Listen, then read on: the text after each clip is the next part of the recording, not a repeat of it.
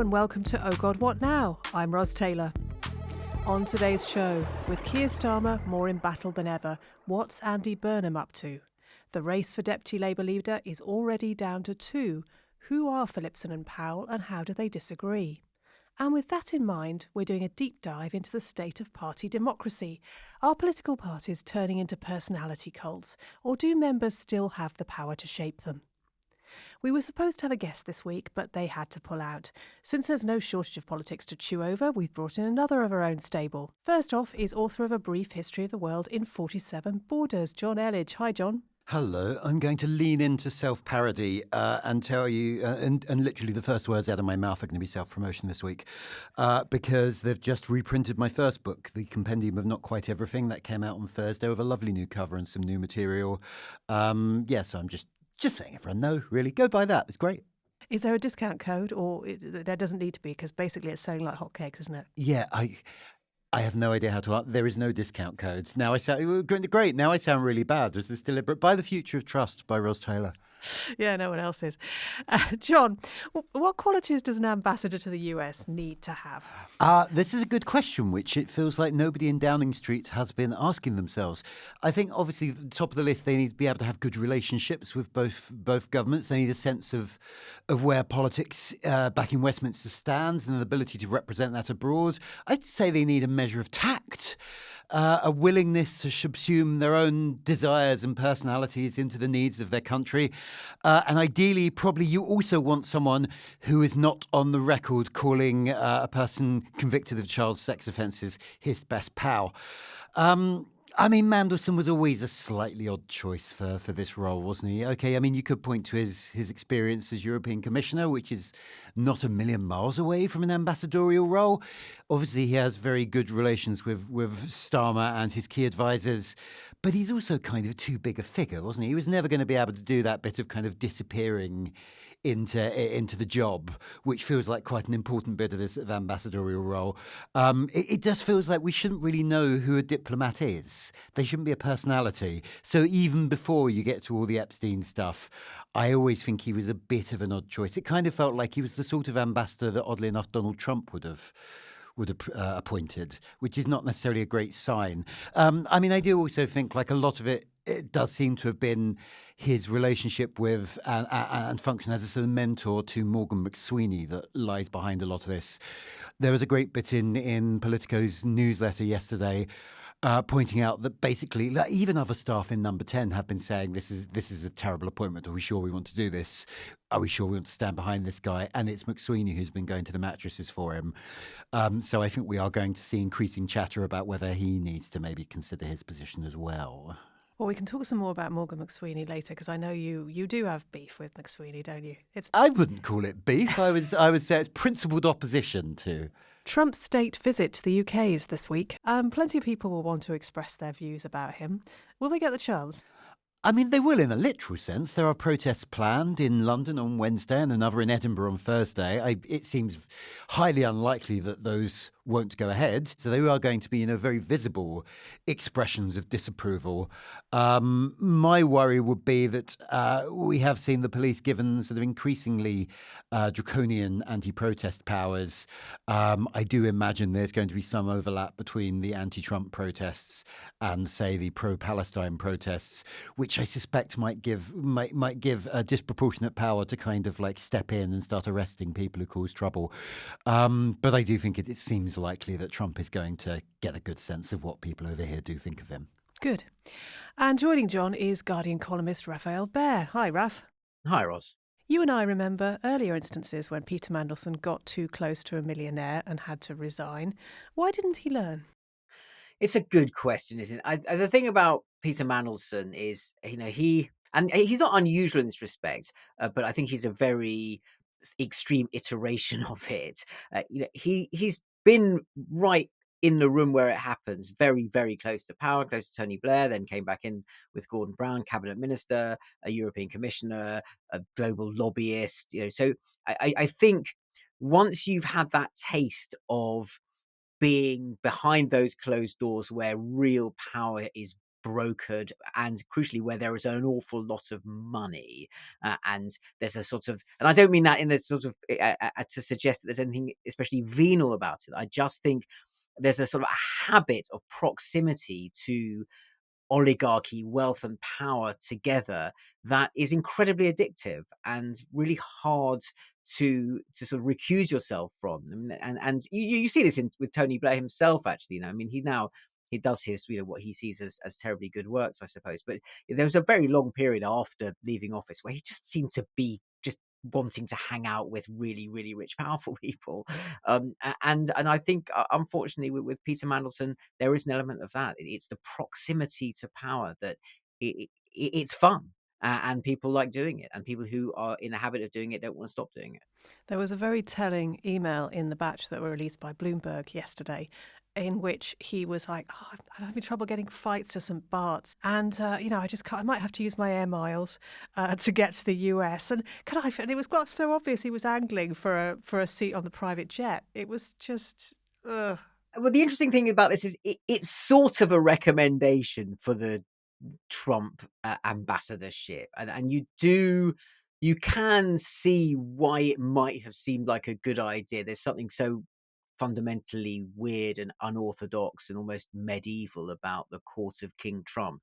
That means send your guy who's really comfortable in a kind of Mar-a-Lago type milieu to go and schmooze with these people. He'll be really good at it. And, in fairness, in terms of just policy outcomes, given how badly wrong the combination of doer human rights lawyer comes from the Labour Party, Keir Starmer, might have gone in the context of Donald Trump, when you've also have already Elon Musk in the background there, sort of saying this guy's a mad socialist, and the whole of Britain is sinking into the mire. Actually, the first year foreign policy outcomes, not given how bad it could have been, not that bad. Lower tariffs than the European Union. Instrumental in nudging Trump at least a little bit, and in some ways quite measurably more in support of NATO, in support of Ukraine. So foreign policy wins, tick tick. We're told that Peter Mandelson was instrumental in that, and he was at Trump's shoulder when a lot of this stuff was going on, being broadcast from the White House. You can believe it, but of course that those gains are not worth the price that is now going to be paid reputationally in terms of domestic politics for Keir Starmer in having stood by him, when very obviously the Epstein connection was just the rank and toxic in the most obvious way, and should have been obvious way earlier. And yet, the irony is that I suspect Morgan McSweeney thought to himself, well, it's not going to please Trump if we sack Peter Mandelson because of his connection to Epstein, is it? It's all just so murky and unpleasant. Was this the final act for Blairism? I mean, was this the last man standing from New Labour? I don't know, we've had Yvette Cooper and a few other people, but it feels like the end of an era almost, doesn't it? It does a bit. I mean, if you want to be really Kremlinological, you could say, well, Yvette Cooper, isn't that more Brownism? I mean, I think the interesting thing is just how long ago it all was. I mean, we're talking the peak power, the effectiveness of the New Labour operation from which Mandelson really got his reputation was in opposition. It was the late 90s, all the Prince of Darkness, King of Spin, all that sort of stuff. And yes, he was effective in other ways, but we're talking about the last decade of a different century. Politics has changed so much. And although I think there are useful ways in which you can debate the Starmer project and the mistakes Starmer might have made, and what's the right wing of Labour now, what's the left of Labour, what does it mean, with reference to Blairism in regard to, for example, public service reform or immigration rhetoric that's maybe reminiscent of sort of David Blunkett. There's all sorts of things about the Labour right that you could say, yes, that's a bit Blairite. But I think Blairism, it's just a historical artifact now, and it stops being useful as a frame or a lens which to analyse almost anything apart from history.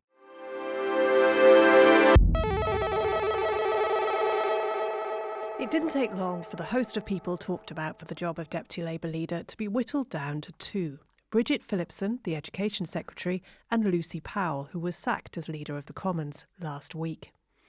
But the deputy leader job in Labour is supposed to be a way for the party members to make their views felt. So we wanted to talk about where party democracy is headed in all the parties, not just Labour. In Reform, for instance, it's pretty much non-existent. What does that mean for British politics? First, though, let's talk about the Labour deputy leadership. Jonn, the two candidates are both Northern and both women, but their differences are starting to emerge. Are they? Yeah, I think so. Is Phillipson the status quo candidate, or is there more to her than that? I mean, she's clearly the status quo candidate on the most of the fundamental level of, like, she is a cabinet minister, whereas Lucy Powell was sacked last week. That in itself tells a bit of a story. I'm pushing back slightly on this, sort of their differences are starting to emerge comment, because they do feel very similar to me. They are both Northern women. They both come from what I sort of think of as like the soft right of the party, the kind of establishment arm, but not the kind of like aggro Blairite. Forgive me for using a historical term there, Raf. I think in that context, it's entirely legitimate.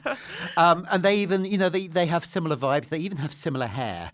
But actually, having looked at it, they have not entirely dissimilar biographies. But let's do Phillipson first. She's been an MP since 2010 when she was still in her late 20s. She went to a state school in Washington, which is just outside Sunderland, then went to Oxford, was very active in the University Labour Party. I think she actually headed it for a while. She backed Starmer.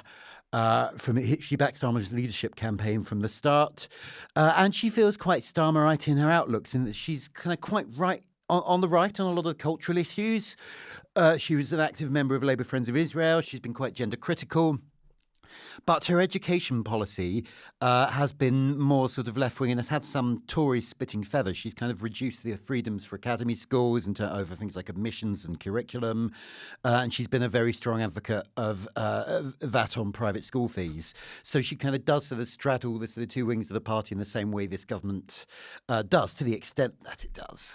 And her rival, Lucy Powell, is close to Andy Burnham, and there are rumblings about an Andy Burnham leadership challenge. Of course, he's not an MP, so he can't run as things stand. And Powell is often described as soft left. What does that mean in practice? And are there ways in which he's different from Phillipson that we should note? I don't think anybody knows what being soft left means in practice. It's kind of the odd sock drawer. I think, sorry, this is going down a rabbit hole, but I often thought that to some extent soft left is more sort of a vibe than a policy position. It's to some extent people who don't want to be lined up with either of the two more aggro factions. It's the people who are willing to say, I am not always certain. But leaving that aside, Lucy Powell's biography, she went to a state school in Manchester and then Oxford. She's been an MP since 2012. Like Phillipson, she was a Remainer.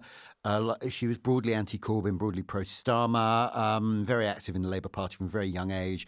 Was leader of the House of Commons for the first year of this government, which is sort of not really a policy brief. It's more a kind of functionary role where you're kind of like working out how to sort of manage the government's business through the Commons, but was pushed out last week. I don't actually have that strong a sense of her, but this is like the story of a sort of lifelong Labour Party loyalist who's just been sort of shoved out of the government and nobody's really sure why. She's promised her campaign will prioritise uniting the party and bringing together a broad voter coalition which champions backbenchers. So it does kind of feel like the main difference between these two women is where they currently sit in relation to the government rather than any kind of more policy issue, I think. When you said aggro at first, I first thought 1G, and I thought, what is particularly agricultural about these things? And then I realised you meant 2Gs. Yeah, aggro. That makes sense. Raf, could Labour really take out the Prime Minister who won a landslide and replace him with Andy Burnham? I mean, Starmer's personal ratings are bad. Are they completely unsalvageable? It's quite a leap, isn't it, in terms of, you've got I suppose the sort of prior question is the deputy leadership contest part of a displacement activity proxy argument that they really want to be having about whether or not Starmer can do it, whether he's got the chops for this, but they can't quite bring themselves to have that conversation out in the open. And I think, apart from that, it's necessitated by the Angela Rayner leaving, so you do actually have to have a deputy leadership. But in terms of sort of culturally, what an argument about the deputy leadership might be suggesting, I think the answer is yes, it is exactly that. There is a feeling that, Keir Starmer, we're just talking about Peter Mandelson before, there are so many mistakes, little bits that haven't been working. He's been given the benefit of the doubt a lot to try and connect with his party, try and connect with the country, give some sense of project energy, dynamism, the destination vision, however you want to articulate it. And you look at just his personal ratings are kind of in the territory that Nick Clegg went to after tuition fees. Now, this is very, very bad, and it's not a place that people tend to come back from in politics. Once it gets baked in the sort of the tissue of political debate that this guy's a bit useless and people don't really trust him. The sort of non-aligned voter just sort of rolls their eyes at the thought of him. That's not. It is really, really difficult to recover that. It's not necessarily possible, but it is hard. But also, I mean, going back to this question of the deputy leadership, when you say, yes, look, I think there are differences between Bridget Phillipson and Lucy Powell, but again, it's about a sort of cultural relationship with the backbench of the Labour Party, who's maybe going to try and be a little bit more dissenty. They're not significant ideological arguments about the direction of the party, and that in itself tells you two things. One, the leadership, and number 10 still have enough authority or control, leverage one way or another to prevent that kind of contest happening, right? So there's not going to be the actually, where the hell are we going? What is Labour actually about? We never solved any of this in opposition. We need to sort it out now. That debate is not going to happen through this contest. So that tells you one thing. And the other thing it tells you is that the rest of the party and the parliamentary party are acquiescing to that. They also don't feel ready to have that conversation. Now, so the final thought on this, will that still be true after the budget? When you get into the new year and they have to have the inevitable January relaunch, and then you have local and devolved elections next year and everything is still shit, right? Will that still be the case? And then I think the answer is maybe no. And the noises about replacing Starmer will get louder. I mean, we could have another whole conversation about the process of whether or not Andy Burnham can somehow get out of Manchester and into Parliament in order to run. I mean, we've been in that movie with Boris Johnson and the Tories before, but that's that. I'll stop talking now because I've already rambled on a lot. But yeah, those questions are definitely coming down the track. Well, what is the path? Let's have that conversation. Is there a way that he could? I mean, surely standing in a by-election to get a seat is going to be so risky for when the country is so angry. Well, yeah, look, I remember having exactly these conversations with Conservatives about Boris Johnson, saying like the problem is, he's not an MP. As soon as he tries to run, then he's gone over the top and he's got to run across a load of political no man's land where he can kind of get picked off by all the people who definitely don't want Boris Johnson to be their leader. And the counter argument to that was, yeah, but he's Boris Johnson, so he just somehow has a way of getting what he wants and it works. And sure enough, that turned out to be true, because Boris Johnson back then was Boris Johnson. I mean, obviously he is still technically Boris Johnson, but you know what I mean. He had that extraordinary capacity. Not the man he was. He's not the man he was politically or in any other way. Andy Burnham is not that person. I think he's a talented politician in many respects, and I think he's definitely grown through having that sort of executive role in Manchester, where you have to sort of just deal with more political problems in a way. You have to be a little bit more agile. I think he's become quite an interesting political figure, but he's not the Boris Johnson of the Labour Party. Yeah, that could be a good thing, obviously. I mean, you've got no one needs any more Boris Johnsons, but so does he have that political escapology quality that means he could somehow persuade someone in a safe seat to retire so he can run in the by-election? It's a coronation he's in, all the while the sort of Starmer loyalists are just doing everything they can to try and destroy him. That is very difficult. I think there's a bigger issue here, which is that the Labour Party is just not as good at this stuff. I sort of hesitated before saying good because it's a weird skill to have. They're not as driven in this way or focused on the sort of regicidal urgency, just getting it done, if we assume it does need to be done, which is a big if, as the Tories are. And look, I remember very clearly, in around 2014, late 2014, it looked really obvious that Ed Miliband could not win a general election. And whatever the polls were saying, intuitively, you just felt that this is not a man that the country is going to make prime minister. And there was a move to get rid of him. And people were saying, like, make it Alan Johnson. Let's get Alan Johnson in. That's the solution. And everyone's running around going, Alan Johnson's going to be the leader of the Labour Party. The problem is Alan didn't want it. It's like, no, why would I want to do that? I'm quite happy in retirement. I've got a nice life. And then everyone quickly rallied around and said, no, it's a terrible idea. And what happened is you had the combination, which I think is very typical of Labour, of airing all the divisions, maximizing the debilitating effect of looking like you hate your current leader and then sticking with him. And they did it with Gordon Brown as well, of course, in the run up to 2010. When was it going to be James Purnell? Was it going to be David Miliband? Was it going to be Alan Johnson at one point? Was it going to be Alan Johnson then as well? Like, maybe it can still be Alan Johnson. Yeah, sorry, let me get Alan Johnson in. Like, but this is so. Unfortunately, the precedent is, and I think this is still the likeliest scenario, and a greater profusion of saying, "Oh dear, we're going to lose under this person, and we need to get rid of him," and then keeping him. Jonn, what are Burnham's strengths and weaknesses? Because if you're in the Northwest, if you're in Manchester, you probably see him around quite a lot of doing things. But for the rest of us, he's obviously not on the national scene anymore. What's he good at? What's he bad at? So I'm going to tell you up front, I have been on what they describe as a journey with Andy Burnham. Because I was, despite your rather flattering suggestion earlier that I am too young to remember Peter Mandelson resigning the first or second time round, I'm actually not. I meant maybe during your professional career as a journalist. No, I was a journalist. Really? Oh, you started out early. I apologise. You are much more mature than I thought, Jonn. No, I've been a journalist for 21 years. But yes, I was around, and which means I was writing about the health service when Andy Burnham was health secretary, which also meant that in his stint as shadow health secretary, when he was campaigning against Tory hospital privatisations, I remembered that he was the only health secretary we have ever had who had privatised a hospital. I had not forgotten that piece of information. And he was going around talking as if, he was the strongest opponent this kind of policy could possibly have. And I just thought this was absolute bullshit. I thought he was taking the electorate for fools. He was working on the assumption nobody could possibly think to Google what he'd been doing in 2009. In the same way, I used to get very annoyed by the way that he would talk about himself as this great outsider. I kind of had to hammer down the doors to get in politics, a working class northern lad like me, which rather ignored the fact that he graduated from his college at Cambridge and immediately become a spad. And I just kind of felt there was a lot of this of taking the electorate as fools, basically. But then in 2017, he became mayor of Greater Manchester, and that was quite a good election cycle for Labour, actually, and he massively outperformed the party even then.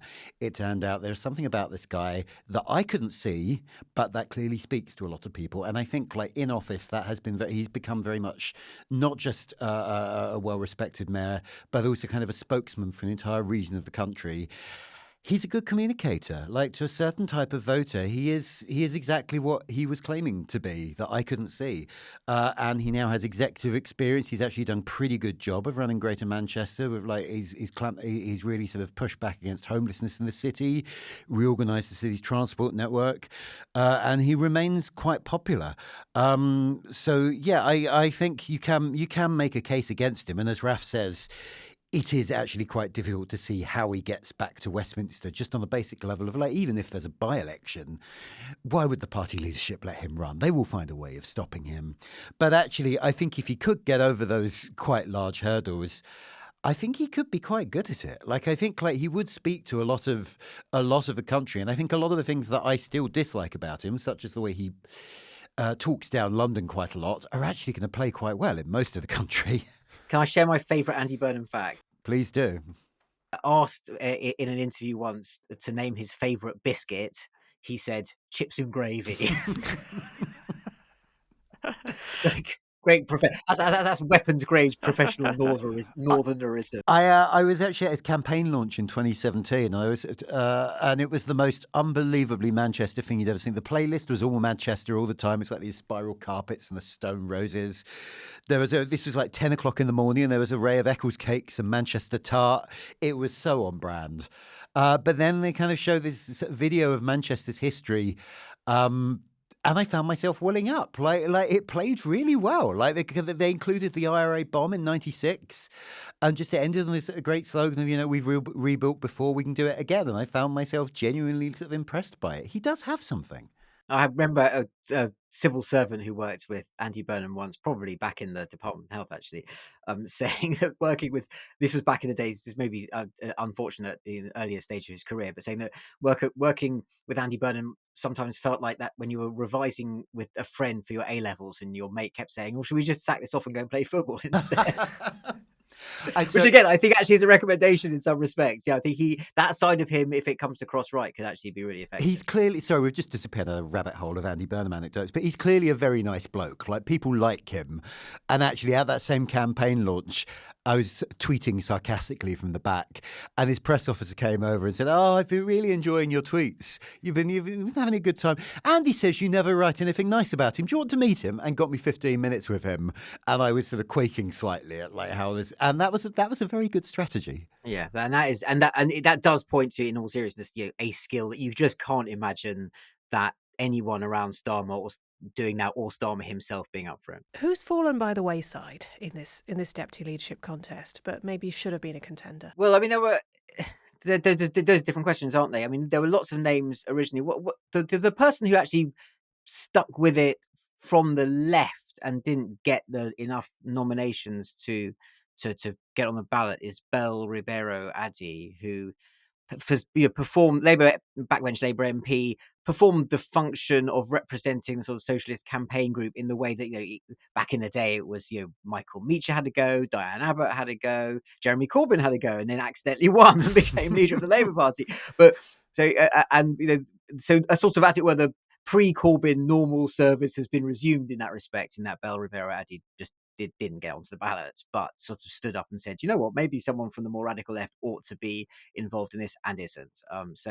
The other person who I think was quite prominent, who people thought might have done a bit better, is Emily Thornberry, and just a heavyweight figure in the Labour Party, has been around for a long time, served lots of shadow cabinet roles, rather unceremoniously kicked up off the front bench by Keir Starmer. So it would have been a bit of a statement to have made her deputy leader. But again, isn't on the ballot. So read into that what you will. I mean, I love Emily Thornberry. I think she's a great character. She's a friend of the show, indeed. She's been on the show. But I think it would have been an interesting choice to have a deputy leader who is also a lawyer and represents a neighbouring constituency to Keir Starmer in North London. I think I think there would have been downsides to that choice. I mean, it would be nice if there was someone more aggressively on the left on the ballot, just from a sort of party democracy point of view, or indeed a non-white candidate. But that's just not what's happened, is it? Can I just throw in a quick shout out for Alison McGovern, who didn't also get the nominations, but who I know actually quite well, and I happen to think is a really smart, thoughtful person. And whether or not that she's what the Labour Party wanted as deputy leader is sort of by the by in this respect. But I think is just someone who, whenever she's on television talking about policy issues, she comes across as both smart and sincere, and certainly comes across that way and has done for a long time. I think she's a good person. Also, another state school educated northern woman, but crucially did not go to Oxford and does not have a black bob. Yeah, there is a certain similarity there, isn't there? And also Rachel Reeves, you do start to think, which one is it? That feels terrible to say. John, party conference starts in a couple of weeks. Labour conferences are tightly controlled affairs, but will the unhappiness with Starmer make itself felt? Almost certainly. I mean, I doubt it will be on the conference floor. That's... it's generally pretty tightly controlled, and it's actually a rarity for sort of interesting things to kind of emerge there. But in the mood in the bars at the parties, visible on the fringes, is likely to be very downbeat, even compared to last year when all the commentary. I had a great time at last year's conference, actually. I thought everyone was in a great mood because I was only hanging out with the Yimbies. But everybody else in the party was apparently going around with a little cloud over their heads. And I think that's going to be even more true this year. I doubt it will directly mean pressure on the leadership, because it doesn't feel like it works like that. But I imagine we're going to see lots of kind of colour reports about the mood at Labour conference and how it's a party on the verge of civil war. But then again, that's generally just what people write about Labour conference, even when it's not true. So how significant that is, I'm not sure. Speaking of the membership, 1 in 10 members left the Labour Party last year, and we've yet to see the impact of Jeremy Corbyn and Zara Sultana's new outfit. Then there's the reinvigorated Green Party with bouncy new leader Zach Polanski. has your party decided how much power it will give its members? Because with a name like that, you'd expect it would be a lot.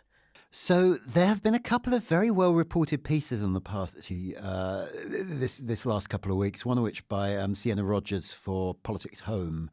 But the lesson you can take from these is that it really hasn't decided anything much at all. It still seems to be arguing about almost everything. Like, it literally doesn't know if it's going to hold its first conference this year. It doesn't know who the delegate's going to be. It doesn't know what its internal rule book is going to look like. It doesn't know how it's going to elect a leader. And actually, one of the big fault lines does seem to be differing attitudes towards party democracy, because obviously there are some people on the hard left who are actually quite authoritarian, who sort of want to be like mini dictators of their own little vehicles, and use the party as kind of a way of promoting their own views and their own career.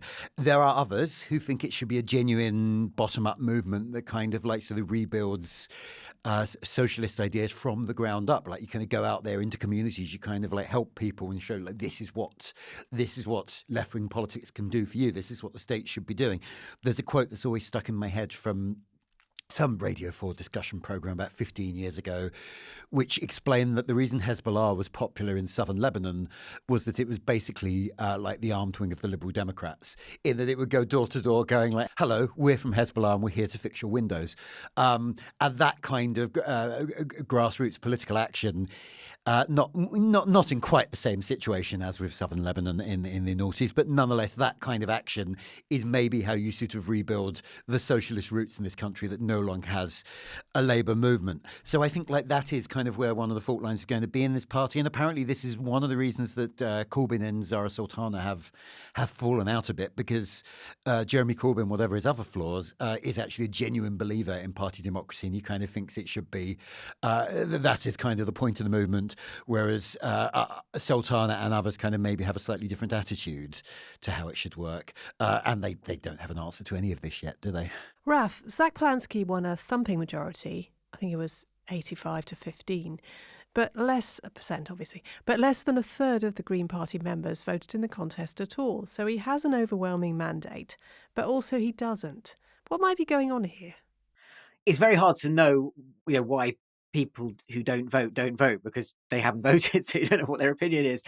Look, I think, it might be, and this is pure speculation, just in terms of possible scenarios, that people weren't sure enough about what the different candidates represented that they didn't feel they could express a view.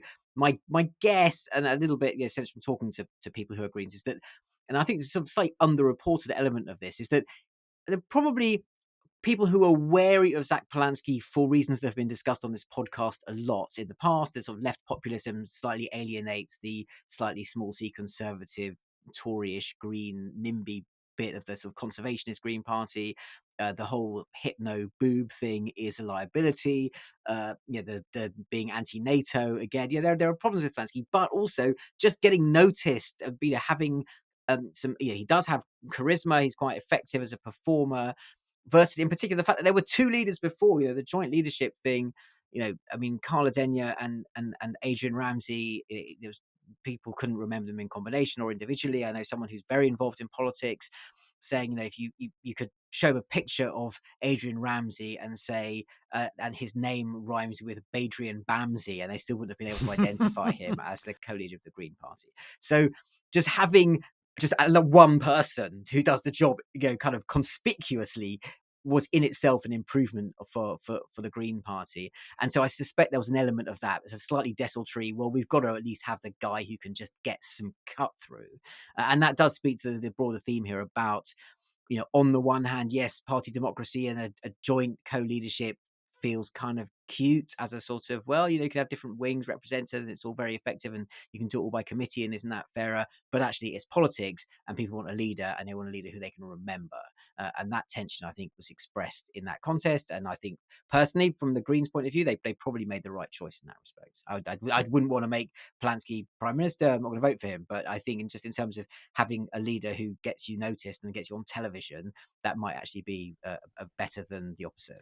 I would broadly agree with that. I think Polanski, for all his flaws, probably was the right choice for exactly the reasons you say, Raf. But I do also think, from one perspective, the Green Party, which says completely different things to different audiences, it has two factions that kind of just don't align at all. From one perspective, I think you can argue that it was then having an act of genius. It was then an act of genius to have two leaders who represent each of those factions in a completely different way and do not overlap in policy terms at all. Obviously, neither of them got cut through, but nonetheless, in terms of like having a leader who kind of reflects each wing of the party, I think that might have been quite clever.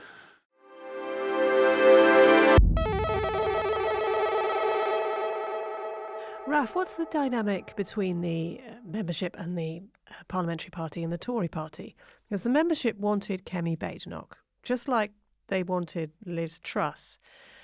How do Tory MPs, feel about members at the moment?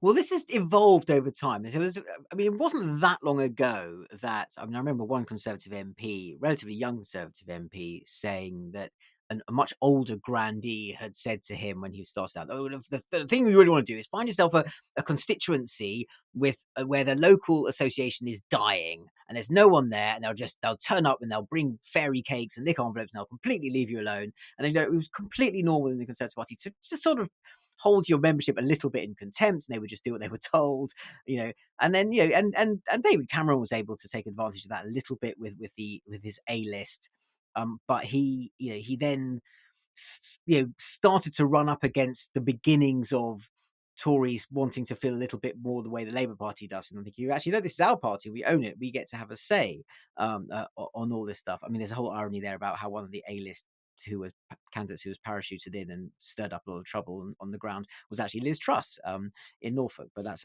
another whole podcast. But Brexit has really changed everything, and not just obviously in the Conservative Party, but the expulsion and then atrophy of the one nation moderate sort of liberal centrist wing of the Conservative Party more widely, and the fusion ideologically with nationalism and reform has made what's left of a slightly more kind of reality-based centrist-ish Conservative Party, which is really now only left among a few MPs and perhaps in some tiny pockets in local government, incredibly nervous about their members. And they just think the last thing we need to do is ask these people who should be running the party, because yes, they the last time we asked them, they said there's trust. I mean, they also said Kemi Badenoch, but now they would say generic probably is the assumption. But either way, they're afraid to ask. And so that tension, I think, will resolve itself over time, just as the party becomes more and more like Reform and either merges with it or there's some kind of ideological alliance there. I think the bit of the party that is afraid of its membership is dying, and the thing that they are afraid of is becoming the party, and then it will become more coherent as a whole. It's interesting you actually say as they potentially merge with Reform, and I remember talking about that on Oh God What Now about a year ago, and I think it was with Seth, and people were sort of disagreeing, and I can't remember what side I was on. But anyway, the thing was that this seemed almost unthinkable, and now it is very thinkable, isn't it?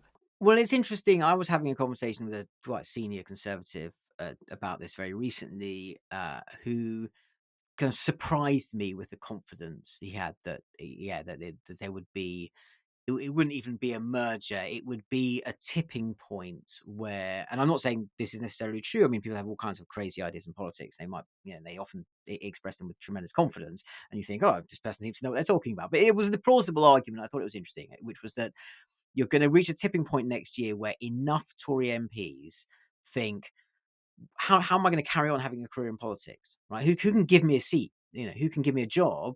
And the answer will increasingly be Nigel Farage and not Kemi Badenoch. And then suddenly the defections will go crazy. And then crucially, and this was, I thought, a very interesting observation, also Farage does need some vaguely serious people. I mean, there's a caveat there about who counts as serious, but if Nadine Dorries is the most kind of heavyweight person that he can get across, he does need to do a bit better than that. He's going to need someone who could plausibly be a shadow chancellor, shadow home secretary. So he is going to want someone like Jenrick, and so the offer to Farage now is quite strong as well. It's like, there is something in the Tory brand still about established political heft that can plug a gap in the Reform offer, and there's something obviously that Reform can offer to a lot of Tories, which is we'll give you a seat, and there's a deal to be done there, it feels, more than that might have been the case or felt the case 6 months ago. We're a couple of weeks off Tory conference.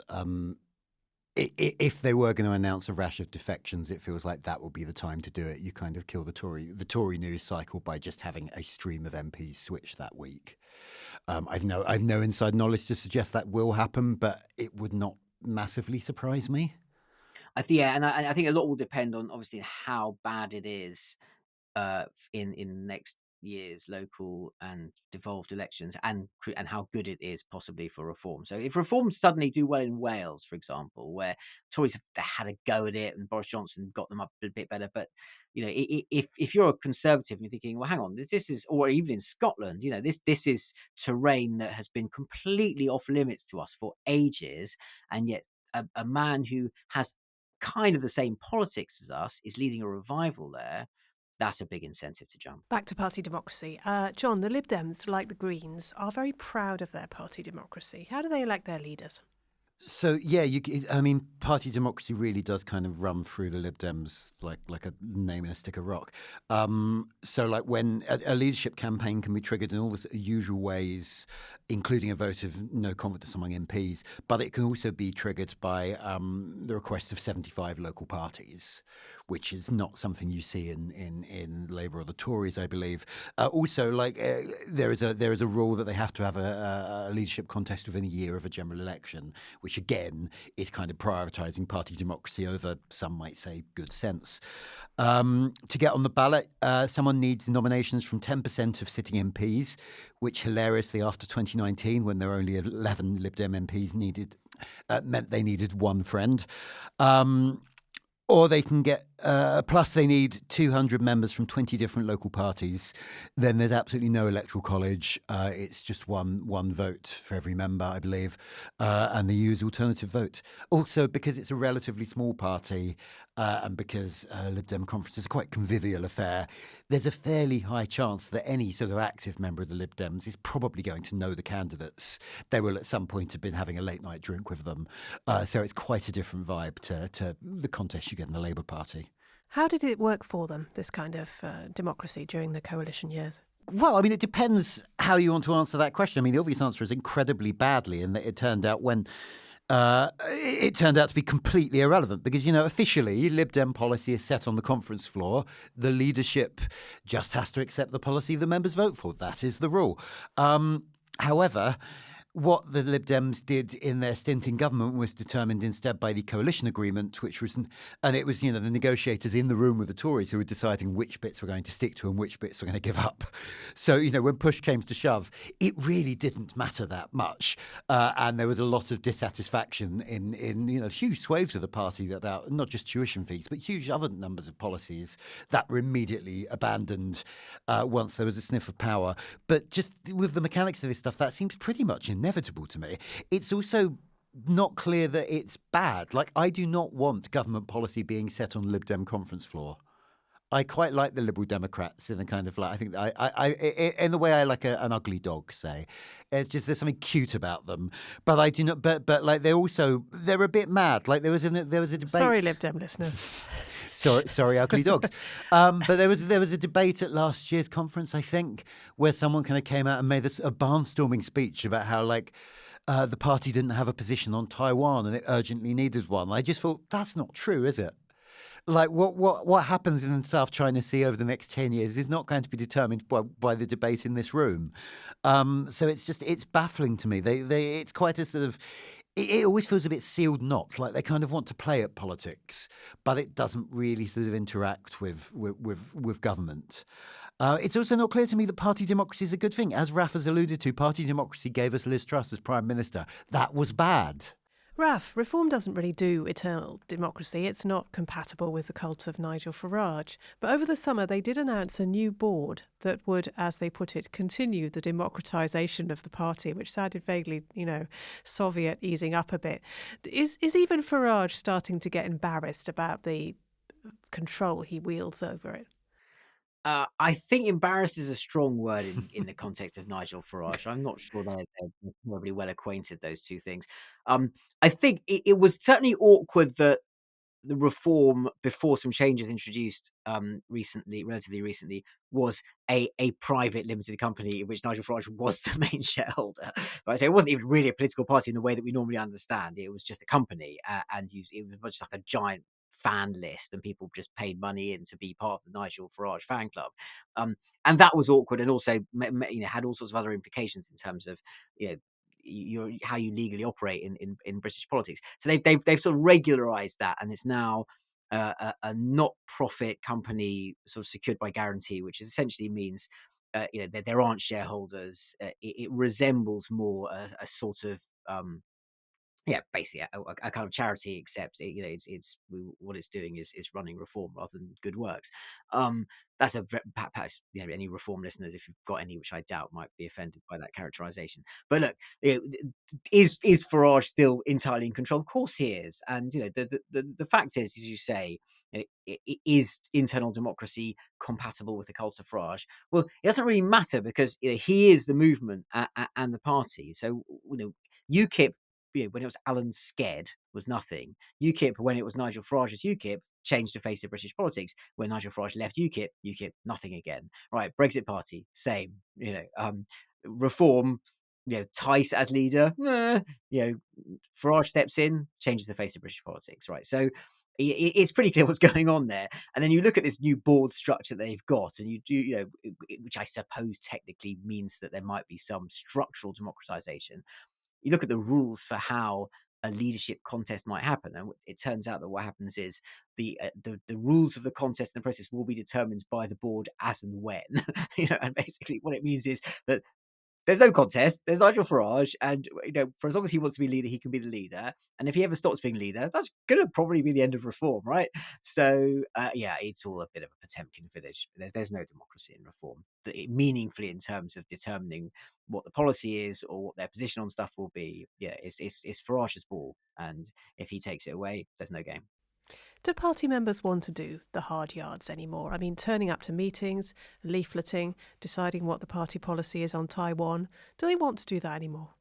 This is a really fascinating question, and I think the key question here, actually, in terms of the culture of politics and how much it's changed. And obviously, partly there's a sort of a digital element to this, that people, we're used to the cliche is the sort of age of clicktivism, but where you get to participate, that you're feeling political by sort of sitting in your pajamas at your laptop tweeting angrily. But does that actually translate into going and sitting in committees? The famous joke, actually misattributed to Oscar Wilde, about the problem with socialism is it takes up too many evenings. The idea that you'd actually do something as opposed to just wearing a badge and shouting, is that really what people are into?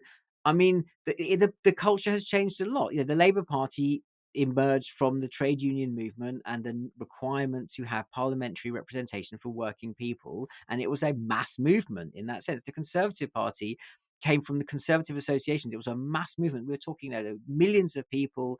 They were not just participating in elections and politics, they were involved. These were huge organizations, and they just simply aren't anymore. And there is a problem where, and this is the Liz Truss problem, to an extent it was a Jeremy Corbyn problem, where he could get a lot of people very enthusiastic about the idea of Jeremy Corbyn, but that very enthusiasm, the character of that, also had an element that alienated literally everyone else. And so the disconnect between the most driven, passionate, ardent, and increasingly digital membership, and that sort of fandom, I think is probably the best word for it, and sort of everyone else who's just trying to get on with their lives and only really thinks about politics once every 4 or 5 years, it has got so big, and that gap didn't used to be so wide, and party membership was a civic institution that slightly bridged that gap, and I don't think it's performing that function at all anymore. Does that mean that the party stands or falls on the charisma of its leader now? Is it, which really seems to have happened in America with Trump? I mean, I think so, but I don't think it's new. I mean, the last Labour government was the government of Tony Blair, and when he stopped being Prime Minister, even though he was pretty shop sold by them, the wheels did come off quite quickly. The Thatcher government of the 1980s was very much Margaret Thatcher's government more than a Conservative government, if you see what I mean. Even going back before that, like I feel like Wilson and Heath were both quite... they were both promoted as like, this guy is the leader. This is a new type of politics. And the idea there was an attempt to create a Ted Heath personality cult seems weird now, but there really was. They portrayed him as kind of a modernizer. So I don't think it's new. But there have been times when, a leader has been... John Major lasted 7 years, got elected, and there have been plenty of Labour leaders, especially, but also Tory ones, pre-Thatcher, who were far from charismatic. Well, Clem Attlee is the famous example of this, isn't it? An empty taxi pulls up and Clem Attlee walks out. It's the sort of jibe that is attributed to Churchill on that. You're doing a lot of fake quotes today, Raf. Yeah, sorry, I'm full of fake news. Well, we'll come on to that as well. It's a relevant issue. I mean, there was a lot of hopeful talking about Keir Starmer sort of being Attlee-esque in that respect, that maybe his slightly dour, dull, boring, ordinary blokishness was a refreshing change from the likes of Boris Johnson. And I'll confess to having sort of bought into that a little bit and wrote some things saying actually maybe the sort of bland, all brand Weetabixy candidacy of Keir Starmer is sort of the high fibre diet that the British politics needs. But it turns out if he just hasn't got the communicative chops in this day and age, it just doesn't work anymore. And I think there is a bigger problem here when you look at what Trump is doing in the US, and that's sort of coming to us, that for want of a better term, there is this Führer principle in politics now, which is that the whole of reality is dictated for you by the leadership, and you just take your cue from what is true, what is false, what is fact, and what isn't from the charismatic strongman leader. And that is and it has historically been a very fundamental moral assault on the character of liberal democracy. And what you would like is a very charismatic counterweight who also believes in constitutional order and the rule of law to fight back against that. But in the absence of such a character, such a figure, it's very hard to know what will cut through, what will do the job. What would be really great, actually, is if we could have 1994 Tony Blair back. I think he'd actually be exactly the kind of leader you're describing now. The problem is, even by 2007, he was not that Tony Blair. He's certainly not now. Well, I remember I had this conversation with someone who, asked, in the Labour Party, Labour grandee, who had the opportunity to meet Barack Obama, and sort of said to him, so if the answer isn't like, be as good at this as you were, Barack, like be just Barack Obama, how do you resolve this problem of like the absence of charisma while also representing kind of constitutional order and liberal politics? And Obama's answer was preceded to me back as, yeah, sorry, you just have to be Barack Obama. It's like, that's not really very helpful.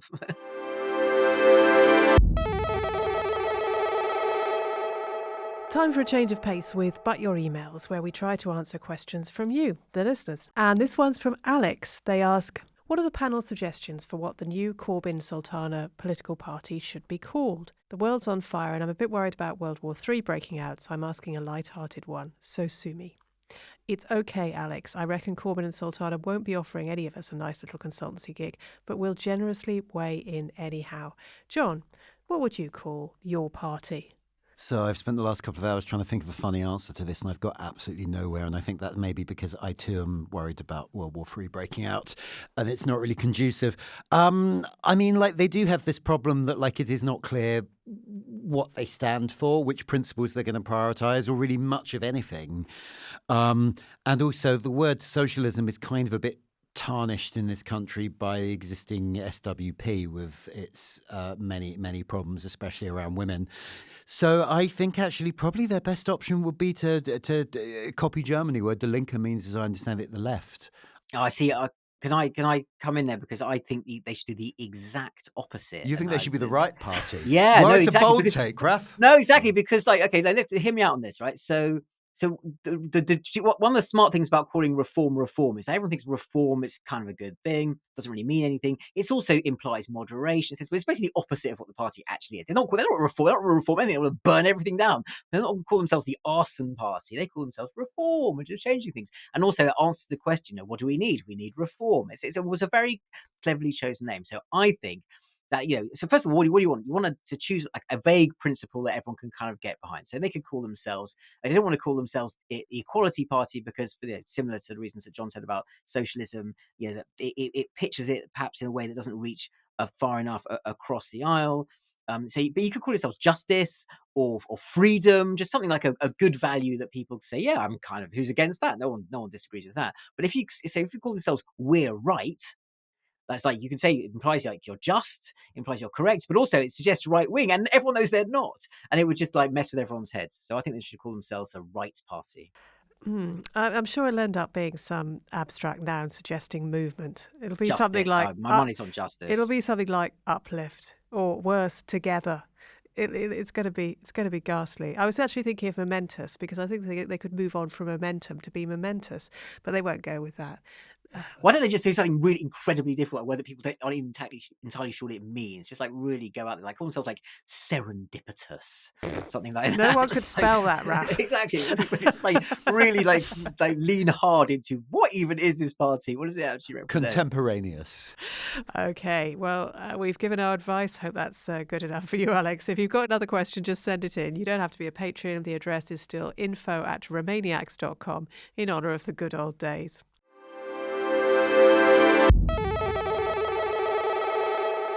Well, we're talking about creative works. It's the end of the show, and that means it's time for escape routes. Which books, music, movies, TV, or other cultural pursuits have we been using as refuges from politics lately? John? So, as of this week, there is a new Mick Herron book out, the author of the Slough House Slow Horses series. This is number 9 in the series. It's got the terrible, frankly, title of Clown Town. I'm only a few chapters in, but I'm bloody... That is terrible. It's the name of an awful soft play centre on the North Cirque. It's terrible. It's awful. No one's going to take their child to something called Clown Town. I did. That sounds like you're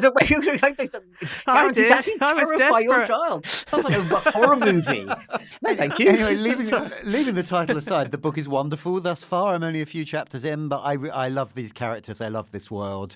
And although they're ostensibly spy novels, they're actually very political novels. They are about the path British politics has taken in the last 15 years. No big spoilers, but someone is in trouble for getting someone's gender identity wrong. Which I'm enjoying, and just it is just a lovely bit of escapism that's still like fundamentally about the state of British politics now. Also, because these books have been going quite a while at this point, and the characters in the Simpson style have not aged, there are a lot of in-jokes about how like they should really be 15 years older at this point, and also because I've listened to several of them as audiobooks rather than read them, the actor Sean Barrett, who they get to narrate them, is sounding audibly older than he was at the start of the series. They've been running a long time. But anyway, if you've not read the books, they are wonderful. Go read them. Well, I gave Hostage on Netflix a go because, it's about politics loosely. And it was a bit of a disappointment. It was not very good, I have to say. It was gripping. It was a sort of Pringles of Netflix, really. You couldn't stop watching it, but it was just a bit rubbish in the end. I also watched that this week, and there's a really annoying plot hole, which I'm going to make you talk to me about it after we stop recording. There's so many. I mean, there's Julie Delpy, but she's the best thing about it. And there's a lot wrong with that series.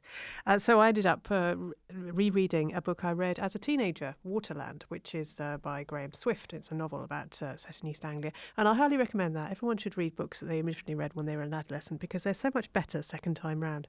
And you see so much more. Anyway, Raf, how about you?